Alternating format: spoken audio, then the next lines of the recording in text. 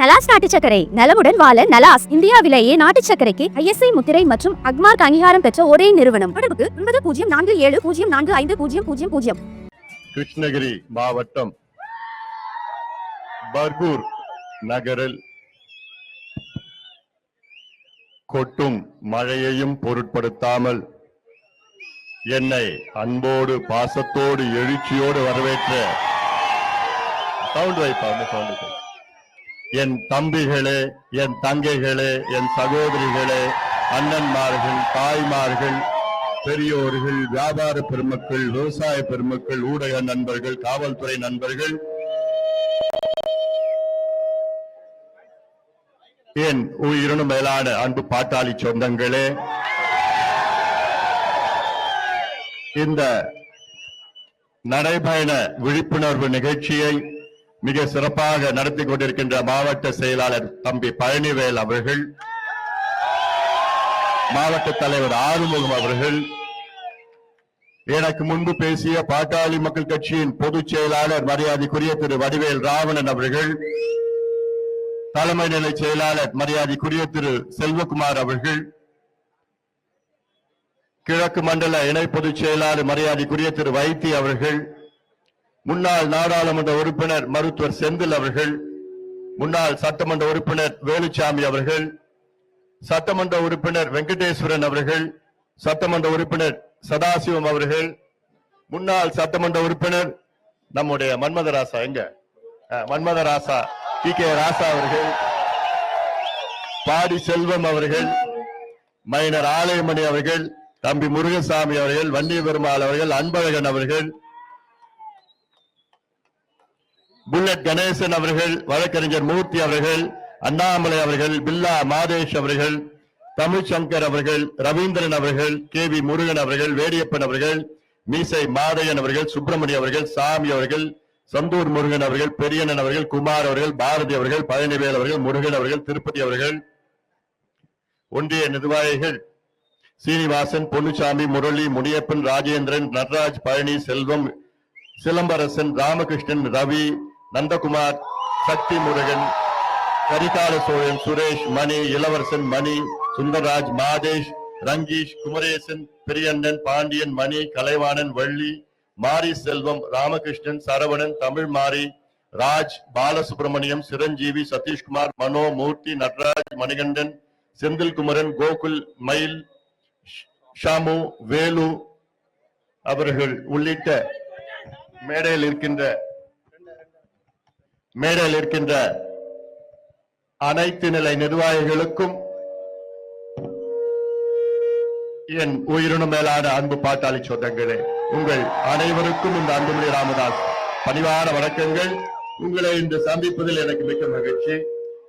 அதுவும் கொட்டும் மழையையும் பொருட்படுத்தாமல் இங்கே எழுச்சியோடு, ஆர்வத்தோடு, வேகத்தோடு, நிச்சயமாக தமிழகத்தில் நாங்கள் எல்லோரும் மாற்றத்தை கொண்டு வருவோம் என்ற முழக்கத்தோடு என்னை அன்போடு வரவேற்ற என் தம்பிகளே, என் தங்கைகளே, நிச்சயமாக தமிழ்நாட்டிலே ஒரு ஆட்சி மாற்றம் வர வேண்டும். இதற்காகத்தான் 100 நாள் நடைபயணத்தை மேற்கொண்டிருக்கின்றேன். இந்த கொடுங்கோல் ஆட்சி, திமுக ஆட்சி, ஊழல் ஆட்சி, மக்கள் விரோத ஆட்சி, விவசாயிகளுடைய எதிரி திமுக ஆட்சியை அகற்ற வேண்டும் என்ற ஒரே நோக்கம் இந்த நடைபயணம்.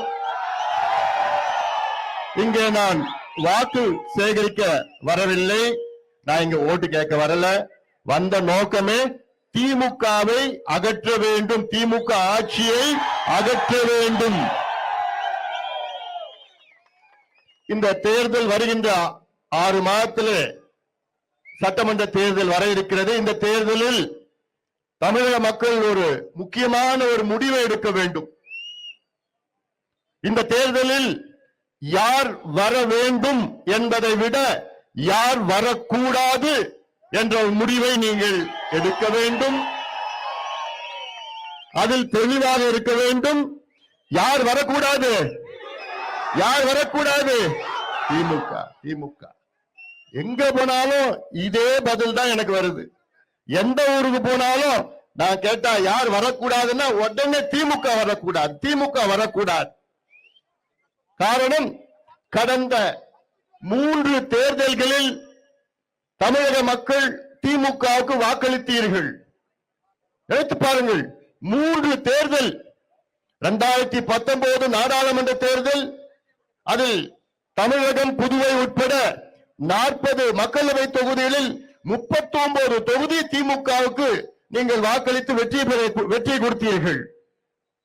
அதன் பிறகு வந்த சட்டமன்ற தேர்தலில் திமுகவுக்கு ஆட்சியை கொடுத்தீர்கள். அதன் பிறகு நடந்த மீண்டும் நாடாளுமன்ற தேர்தலில் 40க்கு 40 வெற்றியை திமுக கொடுத்தீர்கள். ஆக கடந்த 3 தேர்தலில் நீங்கள் திமுகவுக்கு வெற்றியை கொடுத்து உங்களுக்கு திமுக கொடுத்தது நாமம், பட்ட நாமத்தை கொடுத்தார். ஏமாற்றுதான் உங்களுக்கு கிடைத்தது, ஏமாற்று. உங்கள் பிள்ளைகளுக்கு பாதுகாப்பு கிடையாது, பெண் பிள்ளைகளுக்கு பாதுகாப்பு கிடையாது, விவசாயிகள் என்று மிக வருத்தம். Are you looking to transition your career into data science and find a place in companies like Meta, Google, or even Amazon? If your answer is yes, then learning Python is a must. Fundamental clarity of Python concepts is the gateway to becoming a successful data scientist at any of these top product companies. What if I tell you, in just 3 hours, you can learn the most essential skills for any aspiring data scientist, and that too for free? Yes, you heard it right. Scalar is organizing this free data science bootcamp to help you learn Python from scratch. You will also get to explore the must-know libraries used in Python and exploratory data analysis using Python. Click here to register and don't forget to attend. பிரிக்கப்படாத Dharmapuri மாவட்டத்தில் ஒரு அங்கம். பிரித்த பிறகு இந்த மாவட்டத்தில் எந்த ஒரு முன்னேற்றம் கிடையாது. ஆனால் இங்க கொள்ளையோ கொள்ளை. என்ன கொள்ளை? கிரனைட் தெளிவா இருக்குங்கடா. கிரனைட் கொள்ளை, கிரனைட் கொள்ளை சாதாரண கொள்ளை கிடையாது. இன்னைக்கு தமிழ்நாடு உடைய நேரடி கடன் 9,30,000 கோடி நேரடி கடன். திமுக ஆட்சி வருவதற்கு முன்பு தமிழ்நாட்டுடைய நேரடி கடன் 4,54,000 கோடி. 4.5 ஆண்டுகளுக்கு முன்பு தமிழ்நாட்டுடைய நேரடி கடன் 4,54,000 கோடி. இன்னைக்கு நேரடி கடன் 9,30,000 கோடி. நினைச்சு பாருங்க, கிட்டத்தட்ட 2 மடங்கு அதிகமாக கடன் வாங்கிய திமுக இன்னைக்கு ஏதாவது ஒரு கட்டுமானம் இருக்கிறதா? ஏதாவது ஒரு முன்னேற்றம் இருக்கிறதா? கடன் அடைப்பதற்கு கடன் வாங்கி கடன் அடைத்துக் கொண்டிருக்கின்றார்கள். இதெல்லாம் ஒரு நிர்வாகமா? கடன் அடைக்கிறது, கடனை வாங்கி கடன் அடைக்கிறாங்களா? உங்களுக்கு எல்லாம் நிர்வாகம் தெரியல, வீட்டுக்கு போங்கய்யா, எங்க கிட்ட கொடுங்கய்யா, எங்களுக்கு தெரியும்யா. 2 ஆண்டு காலத்துல என்ன செய்யணும்னு எங்களுக்கு தெரியும்யா. இந்த கிரனைட் கொள்ளை, மணல் கொள்ளை, தாது மணல் கொள்ளை, இப்படி ஆற்று மணல் கொள்ளை, இது போன்ற சவுடு மணல் எல்லாத்தையும் கொள்ளையடிச்சுக்கிட்டு, இதெல்லாம் நம்முடைய இயற்கை வளங்கள் கொள்ளையடிச்சுக்கிட்டு இதெல்லாம் பார்த்தா கணக்கு காட்டுறாங்க. இதெல்லாம் இன்னும் எவ்வளவு பேசலாம். இதெல்லாம் நீங்கள் நினைத்து பாருங்கள். இந்த பகுதி, இந்த மாவட்டத்தில் இந்த பகுதி கிட்டத்தட்ட மா விவசாயிகள் அதிகமா இருக்கின்ற விவசாயிகள், அதாவது கிட்டத்தட்ட 1,00,000 ஏக்கர் மா சாகுபடி செய்கின்ற பகுதி இந்த பகுதி. 1,00,000 ஏக்கர். ஆனா இந்த வருஷம் என்ன பண்ணாங்க விவசாயிகள்? அந்த மாம்பழத்தை தரையில போட்டு, ஏன்னா அந்த மாம்பழத்துக்கு விலை இல்லை. கடந்த ஆண்டு இதே மாம்பழம் ஒரு டன்னு 22,000 ரூபாயிலிருந்து 28,000 ரூபாய் வரைக்கும் போச்சு. ஆனா இந்த ஆண்டு ஒரு டன் மாம்பழம் 3,000 ரூபாய் 4,000 ரூபாய். எடுக்கிறது ஆள் இல்ல, அது பறிச்சு எடுத்துட்டு போய் கொடுக்கறதுக்கு அந்த கூலி ஆகல. அவ்வளவு லட்சக்கணக்கான விவசாயிகள் பாதிக்கப்பட்டார்கள். ஆனா நம்ம ஸ்டாலின் என்ன பண்ணாரு? டிராமா நாடகம் நடிச்சிட்டு இருந்தார். காலையில வருவாரு, 2 மணி நேரம் கால் ஷீட் பண்ணுவாரு, அப்புறம் வீட்டுக்கு போயிடுவாரு. தினமும் டிராமா இதான் நடந்துட்டு இருக்குது. ஒண்ணும் நடக்கல, ஒண்ணுமே தெரியல. என்ன செய்யறாரு அவருக்கே தெரியல. ஏதோ திட்டங்கள் அறிவித்து உங்களை ஏமாத்தி கொண்டிருக்கின்றார்கள். இது ஒருபோதும் நிச்சயமாக மக்கள் மன்னிக்க மாட்டார்கள். குறிப்பாக பெண்கள். நான் கேட்கறது மீண்டும் மீண்டும் கேட்கிறோமா, தமிழ்நாட்டில் உள்ள அனைத்து தாய்மார்கள், அனைத்து பெற்றோர்கள், உங்கள் பெண் பிள்ளைகள் பாதுகாப்பாக இருக்க வேண்டும் என்றால் திமுகவை நீங்கள் எல்லோரும் சேர்ந்து வீட்டுக்கு அனுப்புங்கள். இந்த ஆட்சியில் பெண்களுக்கு பாதுகாப்பு இல்லை. 4 வயது குழந்தையிலிருந்து 80 வயது பாட்டி வரைக்கும் பாதுகாப்பு இல்லாத ஒரு ஆட்சி இந்த திமுக கொடுங்கோல் ஆட்சி. கேட்டா திராவிட மாடல். என்னையா திராவிட மாடல்? இந்த பழைய அம்பாசிடர் இருக்குல்ல, அந்த மாதிரி பழைய மாடல் இது. புது மாடல் பாட்டாளி மாடல். நம்ம மாடல் பாட்டாளி மாடல், புது மாடல். எங்க கிட்ட கேளுங்க, எங்களுக்கு ஆட்சியை கொடுத்து பாருங்க. ஏன்னா இங்க எங்க பார்த்தாலும் சாராயம், மது, சந்து கடை, டாஸ்மாக் கடை. அதை விட மோசம் என்னன்னா கஞ்சா, அபின், காக்கேன், ஹெரோயின், போதைப் பொருட்கள். நான் கேட்கறது தமிழ்நாட்டில் உள்ள பெற்றோர்கள், உங்க காலை பிடிச்சு நான் கேட்கிறேன், மீண்டும் இந்த தவறை செய்யாதீர்கள்.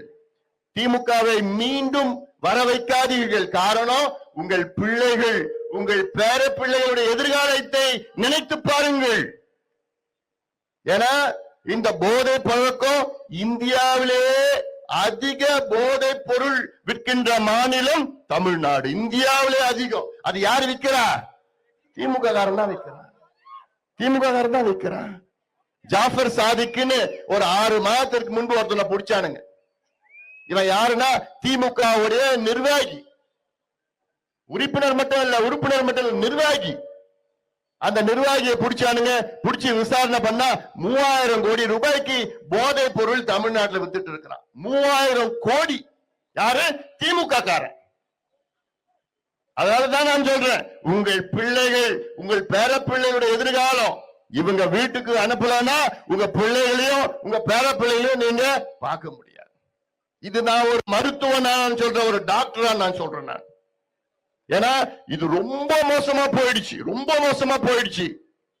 இந்த துறை யார்கிட்ட இருக்குன்னா மு.க. ஸ்டாலின் முதலமைச்சர் கிட்ட இருக்கு. காவல்துறை, தமிழ்நாடு காவல்துறை நல்ல திறமையானவர்கள். ஆனா அவங்க சுதந்திரமா செயல்பட முடியாத ஒரு சூழலில் சிக்கிக் கொண்டிருக்கின்றார்கள். ஏதாவது ஒருத்தனை பிடிச்சாங்கன்னா உடனே திமுக காரன் போன் பண்ணி அவனை வீட்டுக்கு விட்டுடுங்க நம்ம ஆளு சொல்லிட்டு. இதுதான் நடந்துட்டு இருக்கு, தினம் நடந்துட்டு இருக்கு. அதனாலதான் இதெல்லாம் நீங்க சிந்தியுங்கள். கல்வியை நாசப்படுத்திட்டான் திமுக காரங்க. இப்போ தமிழ்நாட்டினுடைய கல்வி கொள்கையை ஒண்ணு வெளியிட்டு இருக்கிறாங்க சமீபத்துல. என்னையா கல்வி கொள்கை வெளியிட்டு இருக்கீங்க? என்னையா கல்வி கொள்கை அது? தமிழ்னு நீங்க சொல்றீங்களே, இந்த தமிழ் வச்சுதான் நீங்க ஆட்சிக்கு வந்தீங்க. 67ல மொழி போருன்னு சொல்லிட்டு தான் ஏமாத்தி வந்தீங்க. இன்னைக்கு தமிழுக்காக ஏதாவது செஞ்சீங்களா? நீங்க ஏதாவது செஞ்சீங்களா? தமிழ்நாட்டு கல்வி கொள்கையை வெளியிட்ட திமுக தமிழ் வழி கல்வின்னு எங்கேயாவது ஒரு வார்த்தை வந்தது அந்த கொள்கையில? இல்ல அடிமட்ட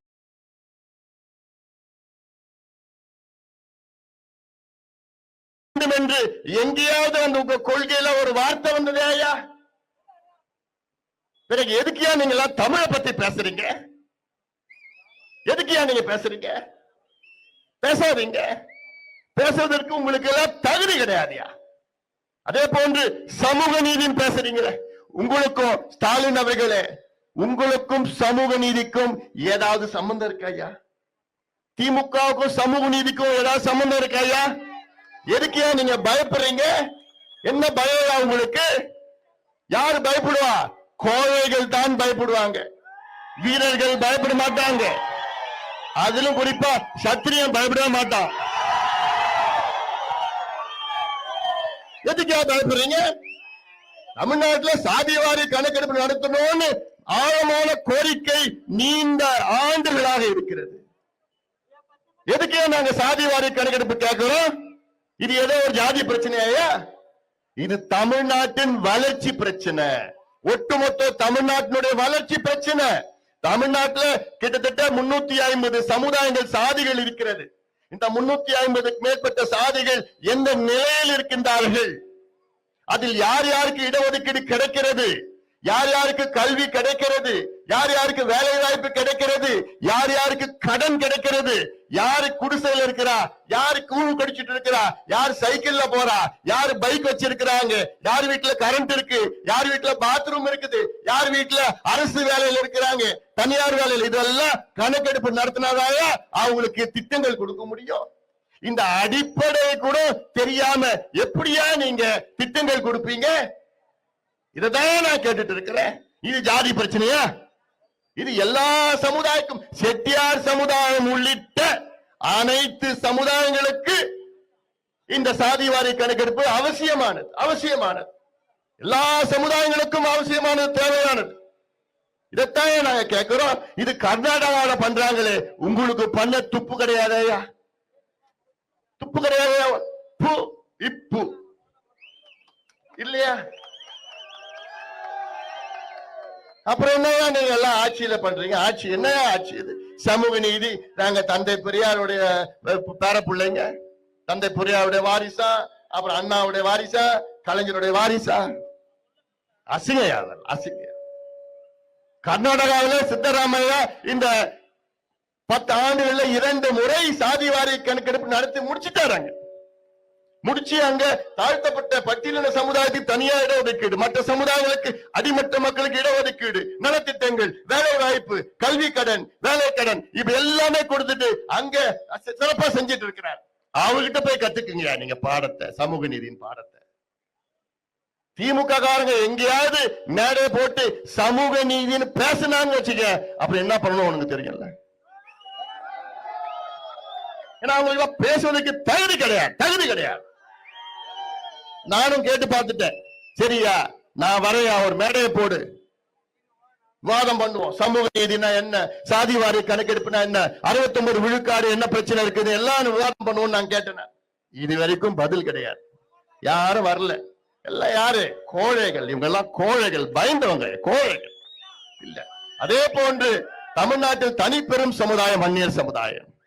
இந்த வன்னியர் சமுதாயத்திற்கு இடஒதுக்கீடு வேண்டும் என்று நம்முடைய இனமான காவலர், சமூக நீதி போராளி மருத்துவர் ஐயா அவர்கள் 45 ஆண்டு காலம் போராடி வருகிறார்கள். இப்போ சில தம்பிகள் நீங்க கேக்குறீங்கல்ல, 10% கேக்குறீங்கல்ல, என்னை பொறுத்த வரைக்கும் அந்த 10% எல்லாம் இல்ல, 15% அது. அதனால நீங்க யாரோ 10 கேட்டுட்டு இருக்காதீங்க. 10.5 10.5 தப்பா கொடுத்துட்டாங்கன்னு சொல்லிட்டு இருக்கிற, 10.5 பேசிட்டு இருக்கலாம். 15% இருக்கிறது, 18% மக்கள் இருக்கிறார். 15% அடிப்படையில கொடுக்கணும். இதுதான் சமூக நீதி. இதுக்கும் சாதிவாரி கணக்கெடுப்பு நடத்துறதுக்கும் சம்பந்தமே கிடையாது. ஏன்னா உச்ச நீதிமன்றம் தீர்ப்பு கொடுத்துட்டாங்க. என்ன கொடுத்துட்டாங்க? தமிழ்நாட்டிலே வன்னியர் சமுதாயத்திற்கு நீங்கள் உள்ஒதுக்கீடு கொடுக்கலாம், எந்த தடையும் கிடையாது. யார் சொன்னா? உச்ச நீதிமன்றம் தீர்ப்பியா? உச்ச நீதிமன்றம். இதற்கு மேல ஒரு நீதிமன்றம் கிடையாது. தரவுகளை சேகரித்து கணக்கெடுப்பு நடத்தி கொடுங்க. கணக்கெடுப்பில் தரவுகளை சேகரித்து நியாயப்படுத்தி கொடுங்க தான் சொல்லியிருக்கிறாங்க. டேட்டா வச்சுட்டு ஜஸ்டிஃபை பண்ணுங்க. ஆனா மனசு கிடையாது ஸ்டாலின் அவர்கள். இந்த பட்டியலின சமுதாயம், வன்னியர் சமுதாயம், இது போன்ற அடிமட்ட இருக்கின்ற சமுதாயங்களுடைய ஓட்டு மட்டும்தான் ஸ்டாலின் அவர்களுக்கு வேணும். ஆனா இந்த சமுதாயங்கள் எல்லாம் முன்னேறக்கூடாது என்று தெளிவாக இருக்கின்றார் ஸ்டாலின் அவர்கள். அதனால்தான் நான் சொல்றேன், பட்டியலின சமுதாயமும் சரி, வன்னியர் சமுதாயமும் சரி, இது போன்ற அடிமட்டத்தில் இருக்கின்ற அனைத்து நிலை சமுதாயங்களும் திமுகவை புறக்கணிக்க வேண்டும். வருகின்ற தேர்தலில் திமுகவை புறக்கணிக்க வேண்டும். ஏன்னா இந்த திமுகவால எந்த பிரயோஜனமும் கிடையாது, எந்த பயனும் கிடையாது, எந்த பயனும் கிடையாது. வேஸ்ட்யா, இந்த திமுகவே வேஸ்ட். மீண்டும் ஒரு வாய்ப்பை இவர்களுக்கு கொடுக்காதீர்கள். அனைத்து தரப்பு மக்களும் நான் சொல்கின்றேன், இந்த திமுக மீண்டும் ஆட்சிக்கு வந்தா, வரப்போது கிடையாது, அப்படி தப்பி தவறியதால் மீண்டும் வந்தா உங்கள் பிள்ளைகள், உங்கள் பேர பிள்ளைகள், இளைஞர்கள் நினைச்சு பாருங்க. இன்னைக்கு தமிழ்நாட்டுல 1,30,00,000 இளைஞர்களுக்கு, படித்த இளைஞர்களுக்கு வேலை இல்லாம சுத்திட்டு இருக்கிறான். அவனுக்கு வேலை இல்லாத காரணத்தால் தான் அவன் என்ன பண்றான்? கட்டிங்